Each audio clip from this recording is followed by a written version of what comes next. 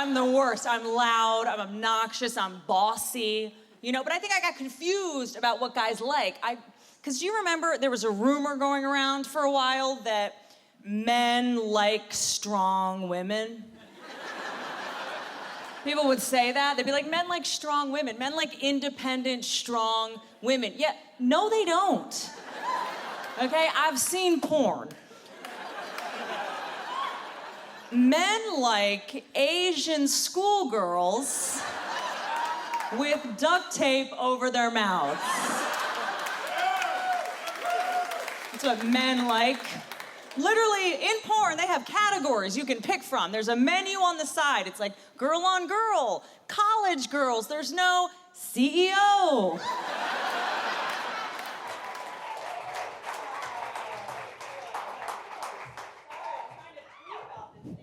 Did you get the tweet out? Tweeting, I'm blogging, I'm Tumblring.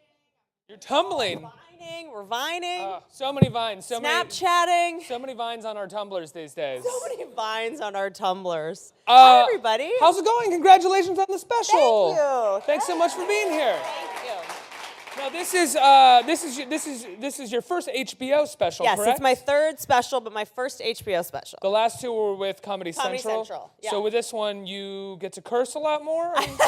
You can curse on Comedy I still Central. cursed a lot before, but there was a lot of bleeping. It just sounded like a rap song. Just beep, beep, just lots of beeps. Do they bleep, or do they sort of like cut the sound out? And so did it sound like a... Well, I actually think bleeping is almost better because you can say like the S word, for example, but if you bleep it, people at home think you said like the F word. So you're actually dirtier in a weird way because whoever listens to it plugs in whatever they project. Right. So, but yeah, so on HBO it's totally uncut, and not that I curse so much more, but I do talk about some pretty unwholesome subjects. Well, let's talk about what you were just talking about right there. Well, what you're frozen talking about, right? But what you were talking horrifying. about, that men don't like strong women. Do you think that that's true? What do you think? Cool. Because are you calling me a liar? I think that's the third time I've seen that clip at least. Why have you seen it 3 times? Well, because I've seen the clip a couple times. Why are you so obsessed with me? I've seen it. I've seen it. I don't think I've seen it 3 times. Many times, Whitney. Many times. Can we roll it again? Let's roll that one more time. Gonna get a restraining order. Oh, you should. No, I think it's so interesting because from my personal perspective, not to make it about me, but anytime there isn't a certain amount of strength with a person, I recoil. Yeah. I'm immediately like, oh, you need something from me? Yeah. Ugh. Well, you're a sociopath. But the point is, get that restraining order. Get it. Now I like you. Now I'm feeling this. I also, I'll have to take responsibility for my side and the kind of men that I attract. I'm sort of an alpha female, so I'm probably, by proxy, going to attract that. But no, I think I just found this thing happen where when I was in my 20s and I was broke and I had nothing and I had no self-esteem. I was like hanging by a thread. I was a total mess, and guys like loved it and they wanted to take care of me and they wanted to like coddle me. And then as soon as I got self-sufficient, I was so excited that I was going to be able to like be 50-50 in a relationship and contribute. Guys started in bed, they're pulling your hair, they're choking you, they're putting their hand over your mouth. It's just in your mouth. I mean, there's a lot going on. And never coddling up to you, never like, no. Never like, Whitney, no. hold me. Hold me like a baby, Whitney.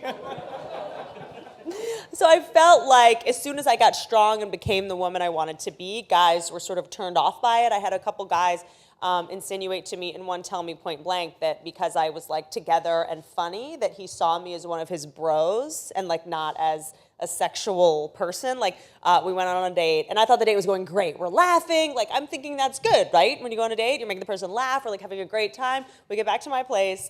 I legitimately think he's going in to kiss me, and he goes, "All right, dude." Like I thought he was gonna hit me. I was like, what's this? Like where? It was so weird. And then I had to do like a pound, like a bro pound. It was so embarrassing. Did you go for the conversation in that moment, or did you ask him about it later? No. I felt like I had been shot. So I was frozen.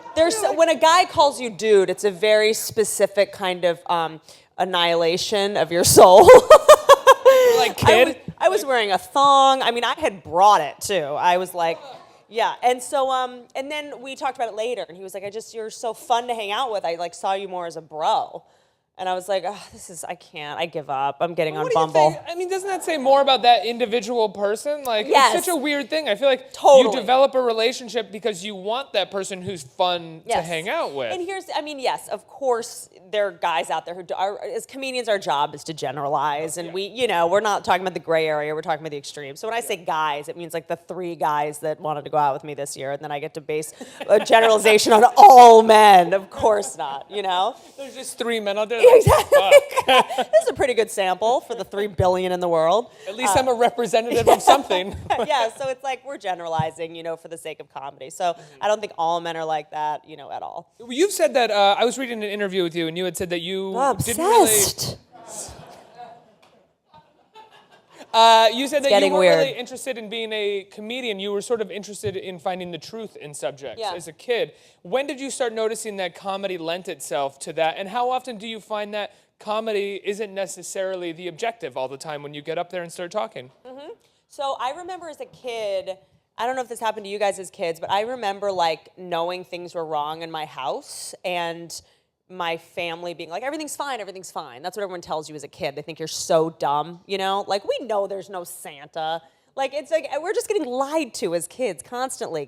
But I think kids are very empathic and kids are very sensitive. And I knew something was wrong. Just anytime my parents would fight, I'd be like, what's going on? And they'd be like, everything's fine, we're good. And then they get a divorce 2 days later. And I was like, I knew it, So I think as an adult, I got very obsessed with just the truth. I don't care how bad it is. Let's just talk about it. I don't like, and because as a kid, I thought it made me think that I was crazy and doubt my own reality, So in my life, whenever something would go wrong, I'd be like, oh, it's probably just me. I'd be in a bad relationship, and I'd be like, oh, no, I'm probably just crazy. Because that's what my conditioning was. And so the great thing about comedy is you get to get up on stage and just like cut through the crap and tell the truth, and the audience laughs, which is them commiserating, saying, me too, I relate, right? And there's just something so healing about that. Did you ever find that there was a time where you realized that you didn't have to go for the joke, but you could go for the truth and sort of make people laugh through a certain uncomfortableness of learning? I think that joke and truth are synonymous in a lot of ways, If you're to transcribe like Bill Burr's material, like Richard Pryor's material, there are not a ton of jokes in there. Yeah. Like jokes, It's really just the truth. And I mean, they, of course, surgically craft it perfectly and try it every night until it's the funniest iteration, But I found in this special, I used to love jokes. I come from the roasts. I really like mathematical jokes. And, you can change one word and it completely affects the entire outcome of a joke or the laugh. You can take 2 words out, and it's the difference between a laugh and an applause break. I love all that sort of dorky science of it, but that's kind of like the sort of beginning of a comedian is the dorky science of yes, comedy, right? Yes. Because you're really just sort of like, okay, I'm going to make a go of this career, and the career is making people laugh, so I better hit these points. Yes, and then it's about your point of view, and then it's about having the audacity or courage to tell the truth or your truth, So in this last special, I say a lot of things that like I didn't anticipate even getting laughs, Like I would just tell the truth about things, and I would get an applause break on them, So that was a really big risk for me because I find a lot of safety in like punchlines. But I think after a while, audiences are so smart, you would rather something be authentic. It's like, this is the YouTube generation. You guys can go online and go, I have to compete with a baby eating a lemon and like a panda sneezing. And like, I wouldn't choose comedy over that unless someone is really giving you their soul. Then we're wasting your time. How much of that confidence to not go punchline comes from having developed a fan base or developing a persona that people know and they want to hear your take on something these days, be it whether it's funny or not? It's a really good question, actually. And I think both, it's really great to have a fan base who is going to give you the benefit of the doubt and let you experiment and let you fall and let you suck. So, when I'm touring, I feel like I'm able to have the courage to go, you know what, I'm not just going to say a bunch of funny punchlines. I'm going to tell them the truth about how I got cheated on and how I froze my eggs and how, I was diagnosed as a codependent and a love addict and all this stuff that is just like, you don't want to tell your best friend, but for some reason I feel comfortable telling complete strangers, There's a certain amount of, there's a certain shield on stage because there's a question as to whether or not, how truthful is this person being? Mm-hmm. Are they generalizing for the purpose of the comedy, or did this really happen to them or their friend? You can kind of walk off stage and be like, no, I didn't freeze my eggs. No. No. I mean, I would never lie about something like that. But yeah, I mean, I think with the key to the generalizations is to make sure that you have your specific experience sprinkled in. So it's like I say that, and then I give you 5 examples of how a guy didn't like how I was strong, you know? And then so I think it's sort of making sure that you're not taking too much liberties with your generalizations, because generalizations can be very dangerous. They're why we have stereotypes. They're why we have sexism. They're why we have a lot of things, you know? And I think our brain is naturally inclined to do that for its own safety. Like, generalizations serve a very important purpose in our survival, like in our reptilian brain. And they can be funny, but I think it is important to be as specific as possible. You talk about sexism a lot in the special, and one of the things that you talk about is sort of institutionalized sexism, which in many ways also means to me just sort of like learned sexisms that we have in our head that we don't even, like, Women have too. Exactly, I would consider When I myself, see a female pilot, I'm like, huh. we're going down. And I'm like, that was weird. Am I sexist? The other day I had a female Uber driver, and I was like, uh-oh. What is that? I mean, am I sexist? Like, I like to think that I'm not, but or is it sexist also to see the female pilot and go, yes? Yes, finally! Rather than just allowing it. Yeah, totally. And then it's also, you know, there's so much weight. So it's like, if my flight is even 15 minutes late, I'm like, freaking female pilot. I knew it, you know? Whereas if a male pilot, everyone's male. So it feels like when there's a female on a job like that, the pressure is so on. Like, you can see one bad male comedian, you'll be like, You see one bad female comedian, you're like, women aren't funny. Like, all of us take the Give hit. it up. Already, get back in the kitchen. Well, it's so interesting because you talk about that in the special, and even just now sitting with you and talking about, you know, comedy and dating and women. For a number of years when I would do these interviews, every time I was interviewing a woman comic, I would have a producer or someone, not here on this stage, but in other places, say, okay, ask her what it's like to be a female comic. Ask her what it's like to be a woman in comedy, which is just like the most broad, weird, stupid question completely, but also why I'm talking. What, 5 years ago that was? Yeah. You said 5 years ago it was kind of a zeitgeisty question. Yeah. Now it is a little like. But even sitting here talking to you, and we're talking a little bit about dating, and men talk about dating too, for some reason it pops in my head like, oh, is dating while being a stand-up comic difficult? And I don't think I would ever think of that question with a man, for some reason. And I thought of it just now with you, and I was like, that's weird, because I would never think of that with a guy. But I think the answer is yes, and I think, that is a great question. And I do think that, there definitely is a difference being a female comedian, but there's a difference being a female everything. Like when I do a TV show, I have to show up 2 hours early to get makeup done, because this is like, to look like I have no makeup on, whereas I used to always get so annoyed when I was doing TV show. Chris D'Elia, who was on it with me, looks like Steve Buscemi when he wakes up, and he would show up and walk right on camera, and I'm like, he looks like a dying vampire, and I've been in makeup for 2 hours, so it's like I get less sleep being a female, like I have to wake up at 5 a.m., he gets to roll in at 8 looking like garbage. Love you, Chris. And play your equal to a degree as well. Yes. Play like your love interest. And then I'm like, now this is I wouldn't date him. This is insulting, but so that is a very real thing. I had to freeze my eggs this year. I took a month off to freeze my eggs. Guys don't have to do that. It's just the reality. You guys can have kids till you're 70. Well, I have frozen sperm samples in my freezer just because, so, no, sorry. I bet you have some of my frozen eggs too, based on. I'm telling you, get that restraining order. Get it. No, please. I have this, one time I did have a guy, I'm not stalking me, that's a weird way to put it, but he was like calling me incessantly, and the police helped me get him on the phone, and I had to keep him on the phone for 3 minutes so they can find out where he is. And I got on the phone, he was totally crazy, but they were like, just agree with everything he says. You can't challenge their reality, or they'll get scared. And so I'm like, hey, and he's like, oh yeah, we met at so-and-so. I'm like, right. I'm like so scared. After 3 minutes, I hang up. He had been calling me, I'm not kidding, 30 times a day for like 2 weeks. After I talked to him for 3 minutes, the only time I picked up, he never called back. And I was like, is it something I said? I was like, get his number. I need to talk to him, because now my feelings are just, my stalker abandoned me out of nowhere. You're imagining this after talking to me. This scenario where it's like an action movie with cops, and the guy who's tracing is like, we got him, and the sergeant who is listening is like, don't worry about it. He's fine. He's not calling back. The stalker was like, I'm obsessed with you. I'm obsessed with you. Yeah, never mind. Your personality's a bummer. What do you think it was? I guess it was my nasally voice, or I don't know. I still don't know. If you're out there, if you're watching, let me know. Send me a tweet. What did I do?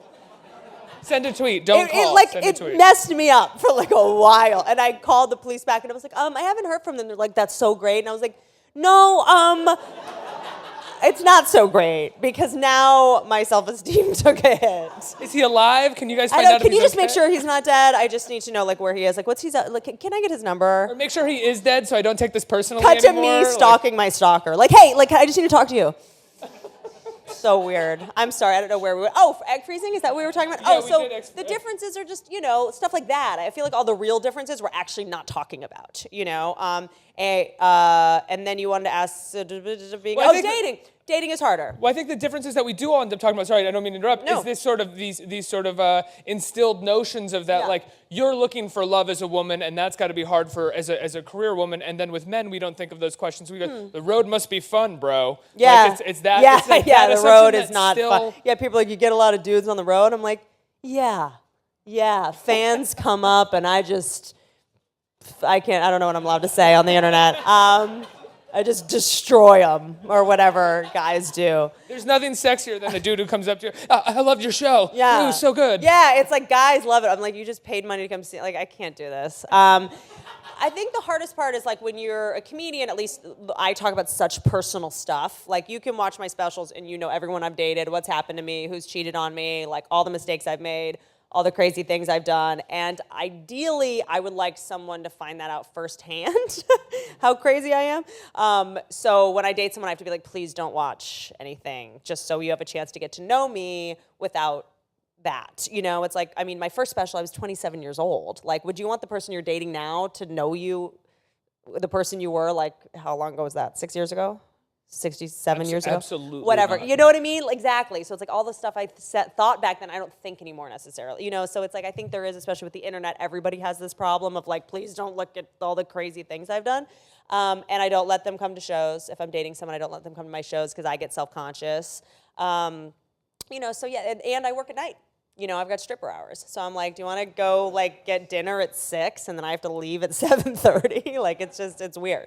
You're known for your incredible work ethic. You're currently doing a press tour for this special. Wow. Do you perform? Are you going to perform at night tonight in New York? Or I will be at Caroline's tonight and tomorrow night. I mean, it's insane as a stand-up comic. You've also sold numerous shows, right, to networks. When you're working on a show, when you're developing it, are you still doing stand-up at night? Are you still? Yeah, stand-up is, I'm trying to think of the equivalent. It's like being an athlete, which I could be if I wanted to. It's like comparing myself What's to an your athlete. sport? It's What's your ridiculous. sport if you're an My athlete? sport is croquette.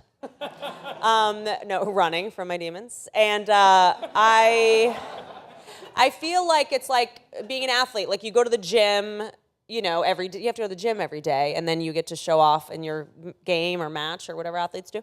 And so that's the same with stand-up. You go to stand-up to do research and find out what's funny and figure out if I come out and I have a premise about something, I have to come out to you guys and you tell me if it's working. Like it's very much a collaboration. If I come up here and go like, hey guys, what's up with Facebook? And you're like, no, that's so 5 years ago. And I'm like, but what about Raya? Is that what it's called? Raya, whatever. Bumble? I don't know. What's the new one?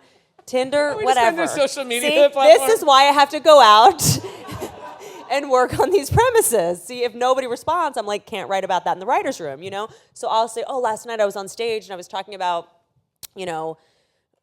what's hip right now? You're hip. I'm not fucking. You're so hip. Look at you. The freaking horizontal stripes. That's hip 101. Fucking button-down shirt. We get it. You're thin. That's the nicest thing anybody has ever said to me. I know it was meant sarcastically, but I'm blushing. Thank you. But if I say, like, hey, are you guys on Vine? And you're like, no one's responding, then I go in the writer's room and I say, hey, we can't do that story on Vine.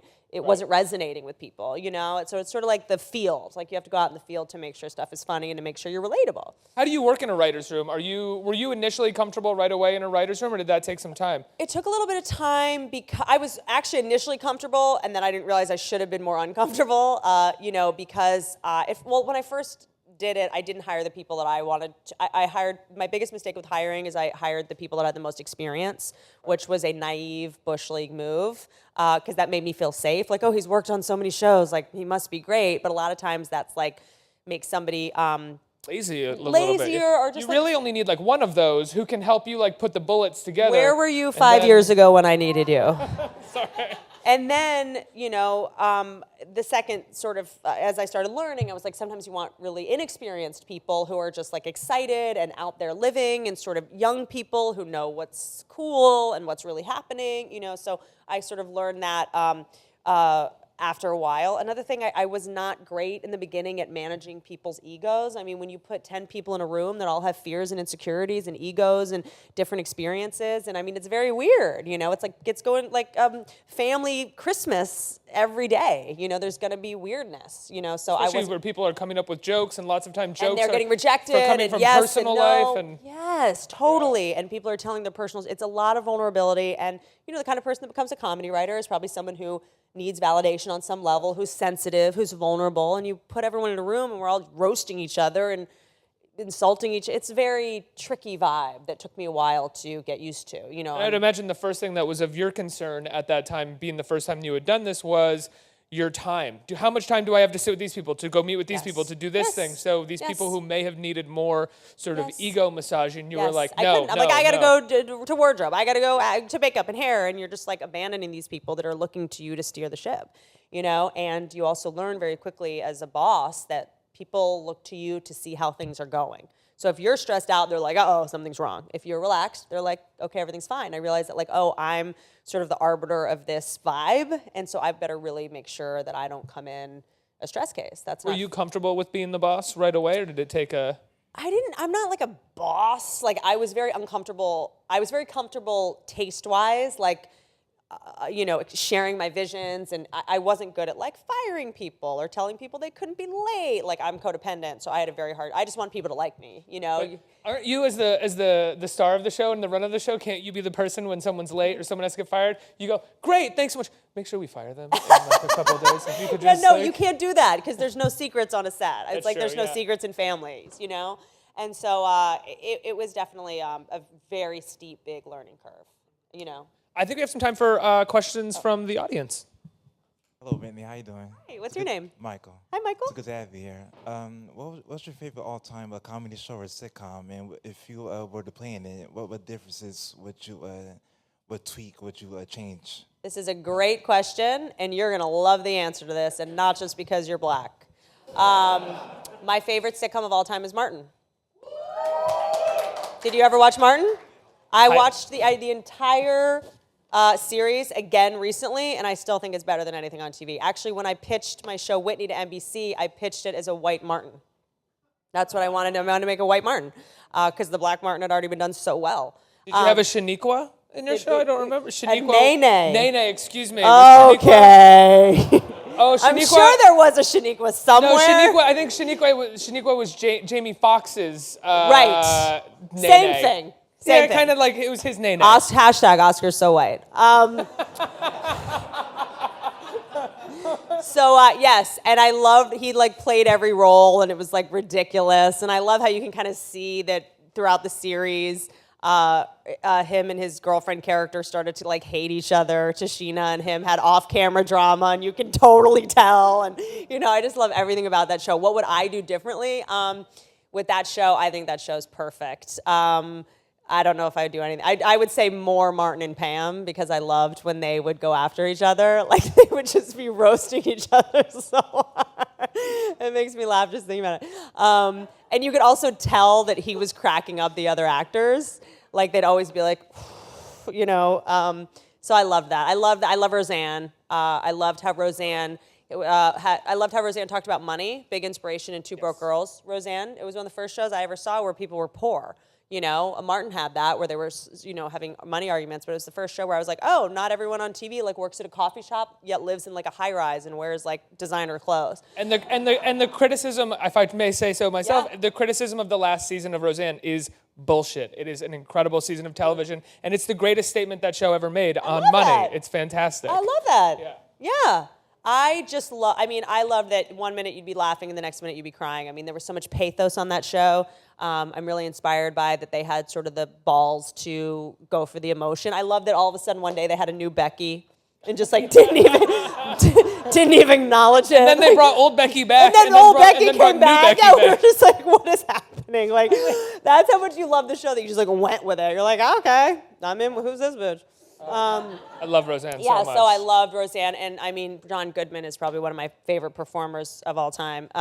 So yeah, is that good? I also, this is silly, but not silly, but this was a short run show. As Louis C.K. had a sitcom on HBO briefly that I really Life with loved. Louis, right? I think it was called Lucky Louie. Lucky Louie, Lucky excuse Louie, me. maybe. It was, you could tell that people weren't getting it because like the second episode they did like a little featurette in the beginning explaining like, so what we're trying to do with this show. It's like, oh no. But I did love that. I also like It's Always Sunny in Philadelphia. Oh, yeah. Yeah, I like that show a lot. Next question?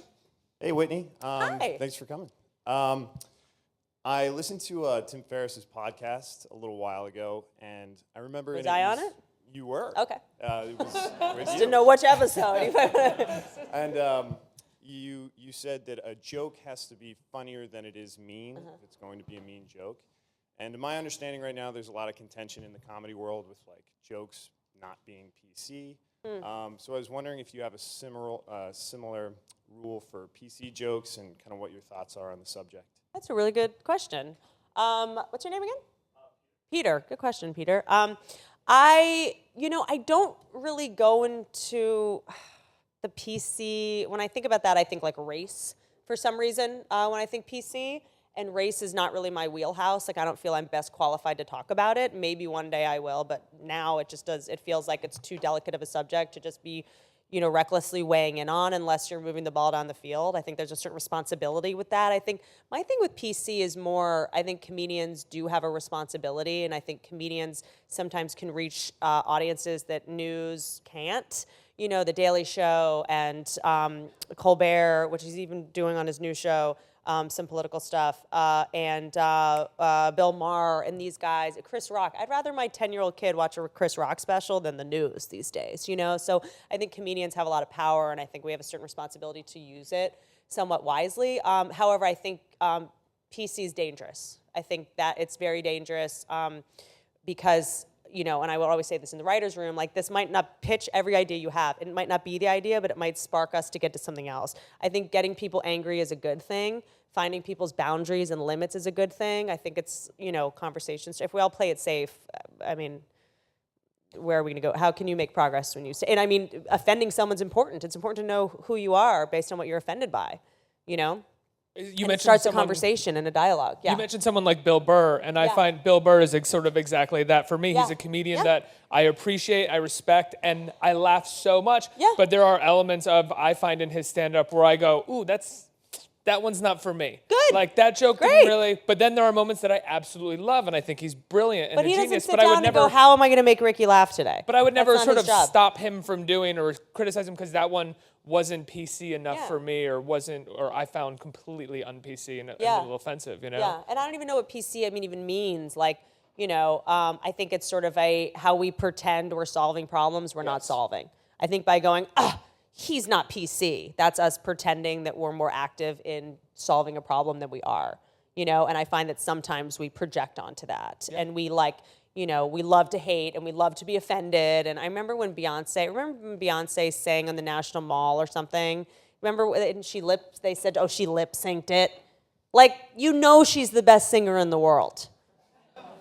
What are you mad at? She lip synced. Like, we just want to hate on we just want to win. We like watching other people be wrong. I think it's a very human nature sort of thing. So, but yeah, comedy, we're trying to make you laugh. That's my job at the end of the day. That's my ride is here. Let me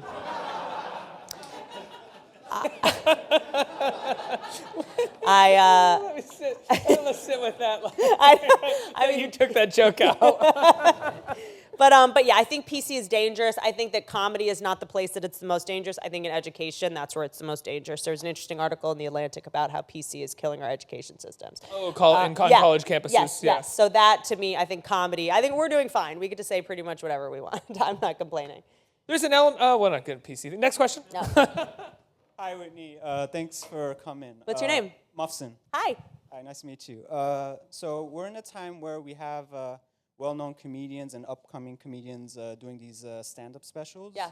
And they gain an audience. Yeah. So what do you think is the reason behind the trend and the success? Of stand-up specials? I think that, I think that Netflix has sort of been giving a lot of comics stand-up specials who maybe wouldn't have gotten, Comedy Central and HBO. They all have their people and their development deals, and there's a lot of politics behind it. But there's just more channels, frankly. Now there's Epics. There's channels I've never even heard of. FYI is a channel. Are they doing specials? Probably. I think this is FYI. We're on it right now. Coming up next, It's Cocktails just with Chloe. It's just constantly filming us. It's just a surveillance camera.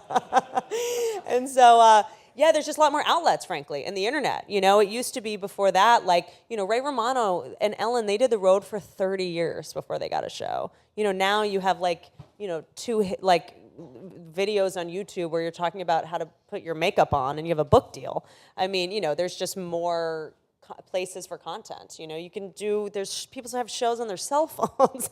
There's a lot more outlets and a really big demand for content, and it's been really amazing for comedians. You were fairly young when you got your first sort of network deal, right? Yeah, For your show? I think so. Did you feel the ire of any other comedians that you'd been working with, or anybody sort of comedians are criticizing going to you? be, I think that there is in comedy, there's I don't really feel this now because everyone's winning per what you just said. But I think that there is a very a scarcity complex among comedians where it's if you succeed, that means that I fail, which is just not true, But I think that it's again, I see comedy much more as a sport than I do as an art. It's a bunch of comedians backstage at, the Comedy Store, the Laugh Factory. Everyone's fighting for stage time, and you've been waiting for 3 hours to get on stage, and then Dane Cook comes by and he goes on, and then you have to wait another 2 hours, and then Carlos Mencia comes by. I mean, it's very a competitive atmosphere. So I think that we all get very fight or flight about that kind of stuff. So I think that, when I got a show, I definitely felt a little bit of why her and not us, which is totally valid. I was thinking the same thing. I'm I know people that are way funnier than me that don't have shows, But I do think that during that time, not to take the credit, because I think New Girl and Lena Dunham's show was the same time, but it kind of brought sitcoms back into the NBC ether. The sitcoms were doing great on CBS, but no other networks were really doing traditional sitcoms. So it was nice to be able to break through and, do a couple seasons and show people the value of that medium. Absolutely. I think we have time for one more question. Hi. I just wanted to know, since you were touring, what your favorite city was? Oh, and good if question. anything weird or crazy happened. That's a good question. I definitely judge a city by the ticket sales, who comes to see me. I always have a really good time in Detroit. People want to laugh. I also have a really good time in the South. Ironically, the most, I don't want to say right wing, but the most seemingly conservative people are the dirtiest and the most perverse, if you will. So sometimes when you go into the North, New York and San Francisco, everyone's, as you said, PC, and I feel people, you say something offensive, and everyone's we don't know if we can laugh at that. Or jaded, too. Or right? jaded, or, oh, God, if, Southerners, you get a little I can't believe she is. I can't believe Yeah, she exactly, said that. totally. And they, sort of are such, they have so much repression that, they're so excited to just be oh, vaginas. I've been dying to talk about these for So I like going to Texas. Is always fun because of that. Austin's a really cool town. They're down to party. Where else? I went to a lot of places. I did a club tour this year. I basically went to all the clubs that headlined me before I could sell tickets that lost money on me 8 years ago. And I went back and sold them out to sort of try to make them the money back that I lost them so long ago. Was that? Did you come up with that idea? Yeah. Or did they call you? I remember saying it to them. I was I'm so sorry. One day I will be able to sell these out and I will come back. And I'm so mad that I said that to myself because I ended up in Schaumburg, Illinois. Oh, God, I was in so many places in Arizona. It was just Pensacola. It was... Yeah, but I had to get my karma straight, Do you feel good? Do you feel like you got your I karma feel straight? good. I feel good. It's when there's nothing worse than, showing, when you're just starting out and you're playing a club and there's no one comes to see you and the club is losing money and the waitresses aren't making any money and it's just such a bummer. So it was nice to be able to go back and sort of do it right for me and for them to rectify that feeling. Well, Whitney, when is the special airing? When can people see the special? Saturday on HBO. Guys, watch One it. It's will, incredibly funny. One will.